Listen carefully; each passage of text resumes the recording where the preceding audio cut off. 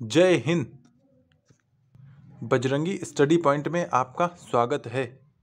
सामान्य हिंदी की practice series का ये हमारा चौथा वीडियो है। इससे पहले हम लोग 3 वीडियो डिस्कस कर चुके हैं जिनमें हमने डेली 100 क्वेश्चन की प्रैक्टिस की है और अभी हमारा टॉपिक चल रहा है विलोम शब्द का। 3 दिन हमने कंप्लीट किए हैं, आज चौथा दिन है विलोम शब्द का। हिंदी की इस सीरीज में हम पूरे 3000 क्वेश्चन की प्रैक्टिस करेंगे जो कि आर ओ के लिए बहुत ही ज़रूरी है। और जितने भी 6 टॉपिक हैं जैसे विलोम शब्द, पर्यायवाची शब्द, विशेषण विशेष्य, तत्सम तद्भव शब्द, वतनी एवं वाक्य शुद्धि और अनेक शब्दों के लिए एक शब्द, ये 6 टॉपिक से 60 क्वेश्चन आने हैं और इन्हीं 6 टॉपिक के हम लोग 500 क्वेश्चन हर एक टॉपिक से करेंगे। तो इस तरह हमारे 3000 सवाल कंप्लीट हो जाएंगे। हमने विलोम शब्द स्टार्ट किया था जिसमें हमने 300 यानी 3 वीडियो कंप्लीट कर चुके हैं, 300 क्वेश्चन कंप्लीट कर चुके हैं। तो आज हमारा ये चौथा वीडियो है या चौथा दिन है। आज भी हम 100 क्वेश्चन की प्रैक्टिस करेंगे। उस दिन का हमारा लास्ट क्वेश्चन था आखिरी 301वां, जिसमें धवल का विलोम पूछा था। तो धवल का विलोम होता है वलिन, मलिन। आज आगे बढ़ते हैं 302वें प्रश्न से। और ये सभी प्रश्न बहुत ज़्यादा इंपॉर्टेंट इसलिए हैं क्योंकि ये यूपी के किसी ना किसी एग्जाम में पूछे गए हैं, यानी सभी क्वेश्चन जो हैं वो प्रीवियस ईयर क्वेश्चन हैं, तो इसलिए इनका इंपॉर्टेंस और ज़्यादा बढ़ जाता है। तो हमारा 302वां क्वेश्चन है कि नष्ट का, जैसे निम्नलिखित शब्द के विलोम का चयन कीजिए। जैसे नष्ट का विलोम क्या होगा? नष्ट का मतलब खत्म करना, तो यहाँ पर हो जाएगा सृजन। सृजन का मतलब कोई चीज़ बनाना। फिर नेक्स्ट है कि निंदा का विलोम शब्द क्या होगा? निंदा का मतलब होता है बुराई करना या आलोचना करना, तो इसका विलोम हो जाएगा स्तुति करना, यानी उसके बारे में अच्छी बात बोलना। फिर नेक्स्ट है नूतन का विलोम शब्द, तो नूतन का विलोम शब्द हो जाएगा पुरातन। नूतन का मतलब होता है नया, पुरातन का मतलब पुराना। फिर नेक्स्ट निरामिष का विलोम, तो निरामिष का विलोम हो जाएगा आमिष, और ये दोनों सजातीय शब्द हैं।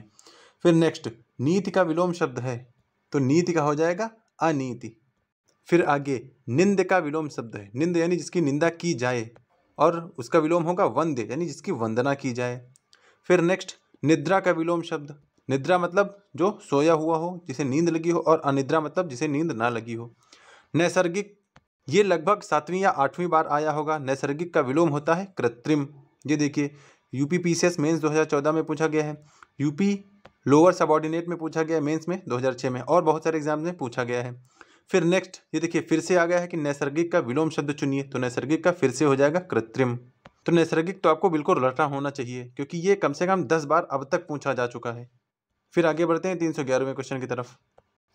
नश्वर शब्द का विलोम है, नश्वर मतलब जो नष्ट हो जाए, और शाश्वत हो जाए मतलब, शाश्वत मतलब जो हमेशा चिरकाल तक चलता रहे, तो नश्वर का विलोम हो जाएगा शाश्वत। फिर निर्मल का विलोम है, तो निर्मल यानी साफ सुथरा, मलिन मतलब गंदा। ये देखिए यूपी पीसीएस मेंस 1989 और टीजीटी एग्जाम 2004 में पूछा गया है। फिर नेक्स्ट निष्काम का विलोम क्या होता है? निष्काम का मतलब बिना किसी काम के, सकाम, तो सकाम मतलब थोड़ा बहुत कोई काम या उद्देश्य होना चाहिए। फिर अगला परिचित का विलोम, तो परिचित का बिल्कुल आसान है, अपरिचित हो जाएगा। फिर नेक्स्ट प्रफुल्ल का विलोम शब्द, तो प्रफुल्ल का देखिए यहाँ ऑप्शन में जैसे करुणा है, करुणा का मतलब शोक होता है, और शोक का मतलब शोक होता ही है, और दुख का मतलब भी शोक होता है। तो यहाँ ये तीनों ऑप्शन एक जैसे हैं, यानी यहाँ पर ये तीनों पर्यायवाची हैं। अगर इन तीनों से कोई भिन्न होता तब यहाँ पर प्रफुल्ल का हम लोग विलोम निकाल लेते। तो यहाँ प्रफुल्ल का विलोम इसलिए नहीं निकल सकता क्योंकि ये इन तीनों के ऑप्शन या आंसर सेम है, तो इसीलिए इनमें से कोई नहीं हो जाएगा। फिर नेक्स्ट प्रिय का विलोम, तो प्रिय का अप्रिय हो जाएगा। फिर नेक्स्ट प्रतिकूल का विलोम अनुकूल होता है, अनुकूल और प्रतिकूल आपस में विलोम होते हैं। फिर नेक्स्ट परलोक का विलोम, परलोक का इहलोक होता है, परलोक मतलब दूसरा लोक, और इहलोक का मतलब यही लोक, ये वाला धरती वाला लोक। फिर नेक्स्ट प्रसन्न का विलोम शब्द, प्रसन्न का सीधा है अप्रसन्न हो जाएगा। फिर अगला है 320वां पाश्चात्य शब्द का विलोम, पाश्चात्य का मतलब, पाश्चात्य का मतलब होता है पश्चिम से रिलेटेड, तो यहाँ पर पौरस्त, पौरस्त्य हो जाएगा। तो पौरस्त का मतलब जो पूर्व से रिलेटेड हो, तो इसीलिए यहाँ पर पाश्चात्य का विलोम पौरस्त्य हो जाएगा। फिर आगे बढ़ते हैं, नेक्स्ट क्वेश्चन है पूर्व का विलोम है, तो पूर्व का विलोम क्या हो जाएगा? देखिए अगर यहाँ पश्चिम होता तो पश्चिम भी विलोम हो जाता, और पश्चात है इसलिए पश्चात भी विलोम हो जाएगा, क्योंकि पश्चात का मतलब होता है बाद का, और पूर्व का मतलब होता है पहले का। तो पूर्व, यहाँ पूर्व का विलोम यहाँ पर पश्चात हो जाएगा, और पूर्व का विलोम पश्चिम भी होता है, इसीलिए इन दोनों में कंफ्यूज नहीं होना। पूर्व का विलोम पश्चिम भी होता है, और यहाँ दिए गए ऑप्शंस में पश्चात भी आंसर सही है। फिर नेक्स्ट परकीय का विलोम शब्द है, तो परकीय क्या क्या हो जाएगा? स्वकीय। पर मतलब दूसरे का, स्व मतलब खुद का या अपना। फिर नेक्स्ट है कौन सा शब्द प्रभावी का विलोम नहीं है, तो प्रभावी यानी बाकी सभी विलोम होंगे और चौथा नहीं होगा। जैसे प्रभावी का अप्रभावी विलोम होगा, निष्प्रभावी, प्रभाव शून्य यानी प्रभाव ना हो तो इसमें अप्रयुक्त हो जाएगा। अप्रयुक्त का प्रभाव से कोई लेना देना नहीं है, तो इसीलिए अप्रभावी, निष्प्रभावी और प्रभाव शून्य तो प्रभावी के विलोम हैं, लेकिन अप्रयुक्त प्रभावी से रिलेटेड नहीं है, इसलिए यहाँ पर ये ऑप्शन सही या गलत हो जाएगा। फिर नेक्स्ट में पूछा गया है कि इस वाक्य में पक्षपाती शब्द का विलोम। तो पक्षपाती का मतलब जिसने किसी का पक्ष लिया हो, और निष्पक्ष का मतलब हो जाएगा जिसने किसी का भी पक्ष ना लिया हो, जिसे बोलते हैं गुट निरपेक्ष। फिर नेक्स्ट प्रछन्न शब्द का विलोम है। प्रछन्न का मतलब होता है सामने, प्रछन्न का मतलब होता है पीछे से, और प्रत्यक्ष का मतलब होता है सामने, तो इसलिए प्रछन्न का विलोम हो जाएगा प्रत्यक्ष। फिर नेक्स्ट परोम का विलोम, परोक्ष का, तो यहाँ भी परोक्ष का विलोम भी प्रत्यक्ष हो जाएगा। परोक्ष का मतलब ये होता है पीछे से या जो सामने से न देखा गया हो, उसे परोक्ष बोलते हैं, उसी को प्रछन्न भी बोलते हैं। फिर नेक्स्ट परमार्थ शब्द का विलोम कौन सा है। परमार्थ का मतलब जो दूसरे का हित चाहे, और यहाँ पर कौन सा हो जाएगा स्वार्थ, जो खुद का हित चाहे वो हो जाएगा इसका विलोम। फिर नेक्स्ट है पूर्ण का विलोम, तो पूर्ण का विलोम हो जाएगा अर्ध। देखिए पूर्ण तत्सम शब्द है, इसीलिए यहाँ पर इसका विलोम होगा अर्ध, और आधा का विलोम होगा पूरा। आधा तद्भव शब्द है और पूरा भी तद्भव होगा, तो इसीलिए आधा का होगा पूरा और पूर्ण का होगा अर्ध। फिर नेक्स्ट प्रलय शब्द का विलोम फिर से आ गया है, तो उसका हो जाएगा सृष्टि। ये भी लगभग 6 से 7 बार आ चुका है प्रलय का विलोम या सृष्टि का विलोम, तो यहाँ पर प्रलय का विलोम हो जाएगा सृष्टि। फिर आगे बढ़ते हैं, प्राचीन शब्द का विलोम फिर आ गया यहाँ पर। प्राचीन शब्द के विलोम दोनों हैं यहाँ पर, अर्वाचीन भी है और समीचीन भी है। अर्वाचीन है और नवीन, नवीन का मतलब नया, और अर्वाचीन का मतलब भी नया होता है, और वर्तमान का मतलब होता है इस समय चल रहा हो। यहाँ पर नए की बात नहीं की गई, यहाँ पर काल की बात की गई है वर्तमान में, तो यहाँ पर वर्तमान का कोई लेना देना नहीं। देखिए कहाँ किसमें पूछा गया, पीजीटी एग्जाम में और यूपी लोअर सबऑर्डिनेट में भी 2006 में पूछा गया है। फिर पाप का विलोम पुण्य होता ही है, आसान क्वेश्चन है। नेक्स्ट परमार्थ अभी आया था, परमार्थ का हो जाएगा स्वार्थ, ये देखिए कितने एग्जाम में पूछा गया है। फिर प्रवृत्ति का विलोम, प्रवृत्ति का होता है निवृत्ति। फिर नेक्स्ट है पंडित का विलोम, तो पंडित का विलोम हो जाएगा मूर्ख, यानी पंडित मतलब जो विद्वान हो। अच्छा यहाँ पर विद्वान, ज्ञानी और महान ये तो पंडित के लगभग समानार्थी या पर्यायवाची ही हैं, तो पंडित का जो इकलौता विलोम यहाँ पर लिखा हुआ वो मूर्ख लिखा हुआ है, तो इसीलिए पंडित का विलोम हो जाएगा मूर्ख। फिर नेक्स्ट प्रधान का विलोम है। प्रधान का मतलब होता है जो मुख्य हो, और गौण का मतलब जो निम्न हो या थोड़ा निचला हो। यहाँ पर निम्न नहीं होगा, निम्न का विलोम होता है उच्च, तो इसीलिए प्रधान का विलोम गौण हो जाएगा, और ये दोनों तत्सम शब्द हैं। फिर नेक्स्ट परास्त का विलोम हो जाएगा विजयी। परास्त मतलब किसी को हराना या हारना, और विजयी मतलब विजय होना। फिर नेक्स्ट पुरस्कार का विलोम शब्द बताइए, तो पुरस्कार का होगा दंड, यानी पुरस्कार का मतलब कोई अच्छी चीज़ देना या खुश होकर कोई चीज़ देना, और दंड का मतलब कोई अपराध किया है उसके लिए जो सजा दी जाए उसे दंड बोलते हैं। फिर नेक्स्ट है परतंत्र का विलोम, तो परतंत्र का विलोम होगा स्वतंत्र, सिंपल है। परतंत्र मतलब दूसरे के अधीन, स्वतंत्र मतलब खुद के अधीन या स्वतंत्र। फिर प्रदान, प्रदान का हो जाता है आदान, आदान प्रदान हमने छोटी क्लासों में बहुत ज़्यादा पढ़ा है। फिर आगे बढ़ते हैं अपने 340वें क्वेश्चन नंबर पे। प्रस्थान शब्द का विलोम है, तो प्रस्थान का होता है आगमन, आगमन यानी आना, प्रस्थान मतलब चले जाना। प्रारंभिक का विलोम, प्रारंभिक मतलब शुरुआत का, और अंतिम मतलब आखिरी का, तो ये हो जाएगा। फिर नेक्स्ट भ्रांत का विलोम हो जाएगा निर्भ्रांत। ये थोड़ा नया शब्द है कि भ्रांत शब्द का विलोम निर्भ्रांत, ना कि विश्रांत। यहाँ सभी सजातीय शब्द हैं, लेकिन भ्रांत का जो सजातीय शब्द है वो निर्भ्रांत है, इसीलिए यहाँ पर निर्भ्रांत हो जाएगा। फिर भूगोल का विपरीत होता है खगोल, काफ़ी इंपॉर्टेंट है। फिर नेक्स्ट भय का विलोम, भय यानी डरना, और यहाँ पर कोई ऐसा जो है निर्भय यानी जिसे भय ना लगता हो, डर ना लगता हो। अच्छा निडर यहाँ पर नहीं होगा, निडर का विलोम होगा डरपोक, ना कि भय होगा, तो भय का विलोम हो जाएगा निर्भय। फिर नेक्स्ट है भाव का विलोम, भाव का विलोम अभाव। फिर नेक्स्ट भोगी का विलोम, भोगी का हो जाएगा योगी, भोगी मतलब जो भोग विलास में रहने वाला हो, योगी मतलब जिसने सब कुछ त्याग दिया हो। फिर अगला है भौतिक का विलोम शब्द, तो भौतिक का हो जाएगा आध्यात्मिक, यानी आध्यात्म से जुड़ा हुआ। फिर मुखर का विलोम, मुखर मतलब ज़्यादा बोलने वाला या बोलने वाला, और मौन मतलब चुप रहने वाला, बिल्कुल कुछ ना बोलने वाला। फिर मिश्रण का विलोम, मिश्रण का विलोम हो जाएगा रुक्ष।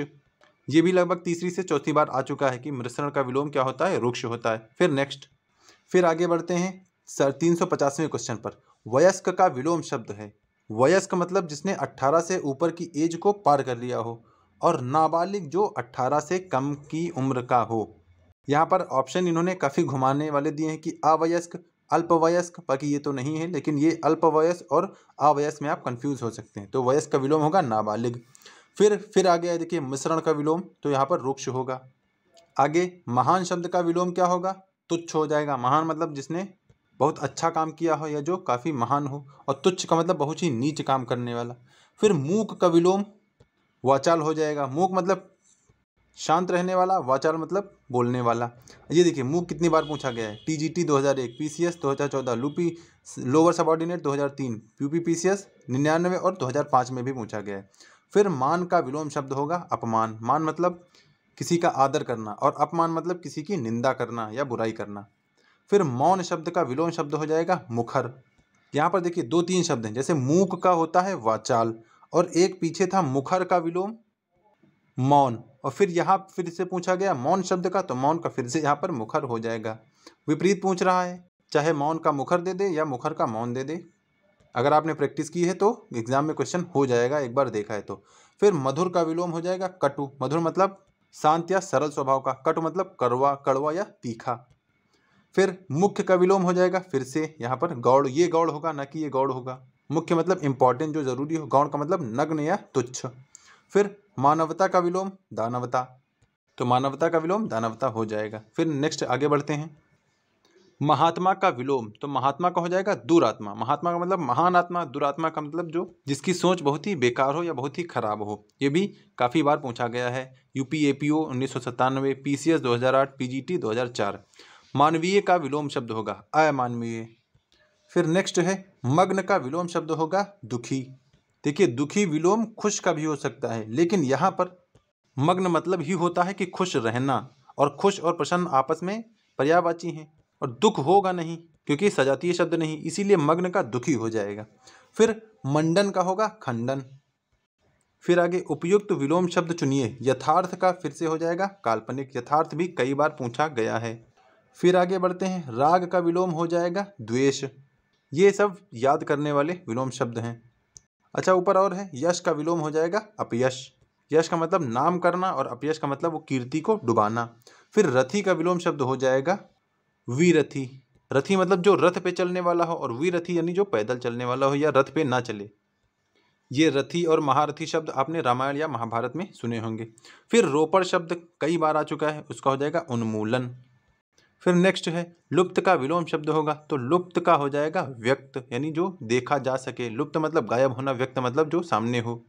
फिर आगे लुभावना का विलोम हो जाएगा प्रसन्नता। लुभावना का विलोम प्रसन्नता।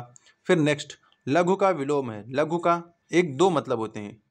देखिए एक लघु से गुरु हो जाएगा, ये मात्रा में लगता है, और दीर्घ और लघु तो आपस के विलोम होते ही हैं, तो इसीलिए ये दोनों विलोम हो जाएंगे, गुरु और दीर्घ। तो इसीलिए यहाँ पर ऑप्शन सी यानी ए और बी दोनों सही हैं।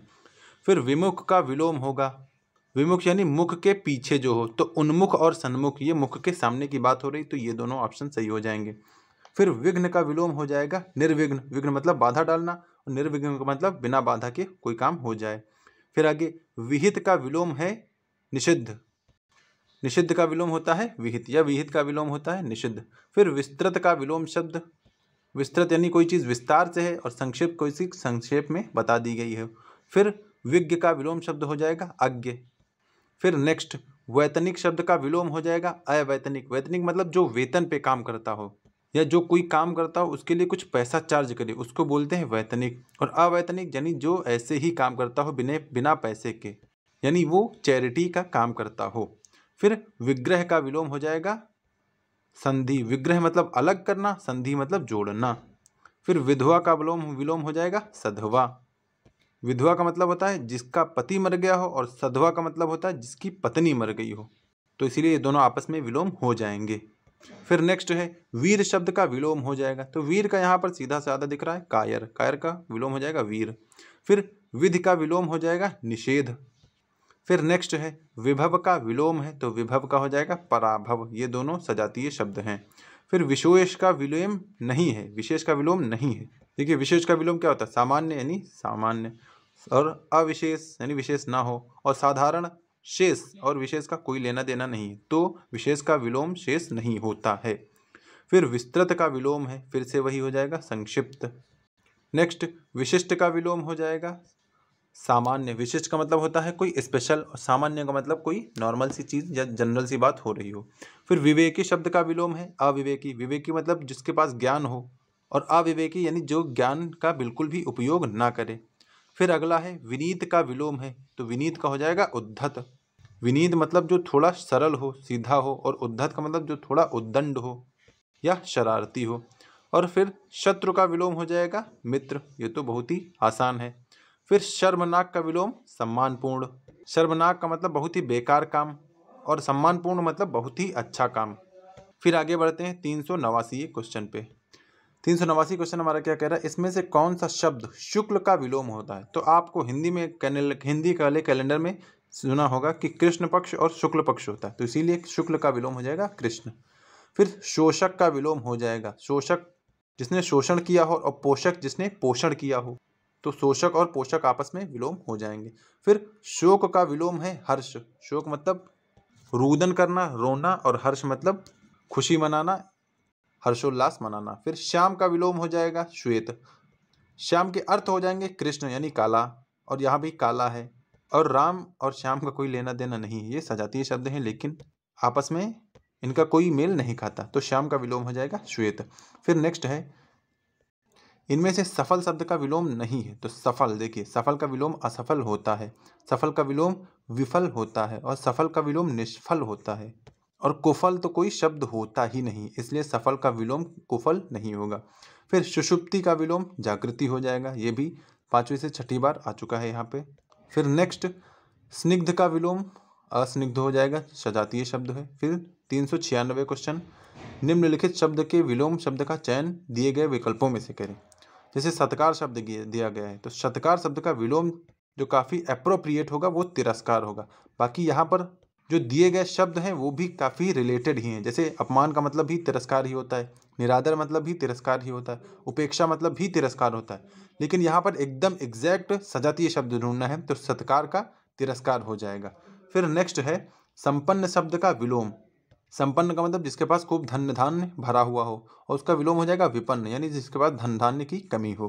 फिर स्वार्थ का विलोम हो जाएगा, स्वार्थ का मतलब खुद के बारे में सोचना, तो परमार्थ, परमार्थ मतलब दूसरों के बारे में सोचना, और निस्वार्थ यानी खुद के बारे में ना सोचना। तो यहाँ पर ए और बी दोनों ऑप्शन सही हो जाएंगे। फिर आगे बढ़ते हैं, अपने सिर्फ 2 क्वेश्चन बचे हैं, 398 क्वेश्चन हमने कंप्लीट कर लिए हैं। फिर से आ गया 399 में कि संधि का विलोम शब्द। अभी पूछा गया था विग्रह का विलोम शब्द, संधि हो गया था, तो संधि का हो जाएगा विग्रह। और हमारा 400वां क्वेश्चन है सृजन शब्द का विलोम है, तो सृजन का फिर से हो जाएगा संहार। सृजन का मतलब कोई चीज़ बनाना, और संहार का मतलब किसी चीज़ को नाश करना। तो ये आज हमने 400 क्वेश्चन कंप्लीट कर लिए हैं विलोम शब्द के। एक वीडियो विलोम शब्द का और बचा है, जिसमें हम लोग 100 क्वेश्चन और कर देंगे, तो 500 क्वेश्चन कंप्लीट हो जाएंगे। तो इस तरह हमारा विलोम शब्द का डेली 100 क्वेश्चन की प्रैक्टिस का कंप्लीट हो जाएगा। और फिर इसके बाद हम लोग अध्याय 2 तत्सम और तद्भव स्टार्ट कर देंगे, और इसमें भी हम लोग 500 क्वेश्चन की प्रैक्टिस करेंगे। तो अगर आप ऐसी ही प्रैक्टिस सेट को डेली चाहते हैं तो चैनल को सब्सक्राइब कर लें, वीडियो अच्छा लगा हो तो इसे लाइक कर लें। और अगर आपने टेलीग्राम ज्वाइन ना किया हो तो डिस्क्रिप्शन बॉक्स में टेलीग्राम चैनल की लिंक दी गई है, उसको ज्वाइन कर लें, क्योंकि एग्ज़ाम से रिलेटेड या करंट अफेयर से रिलेटेड जो भी टॉपिक ट्रेंडिंग में चल रहे हैं उनकी अपडेट टेलीग्राम चैनल पे डाली जाती है। तो आप चैनल को ज्वाइन कर सकते हैं, और हमारे यूट्यूब चैनल को भी सब्सक्राइब कर लें, ताकि आने वाली वीडियोस की अपडेट आपको मिल जाए। तो मिलते हैं नेक्स्ट वीडियो में, तब तक के लिए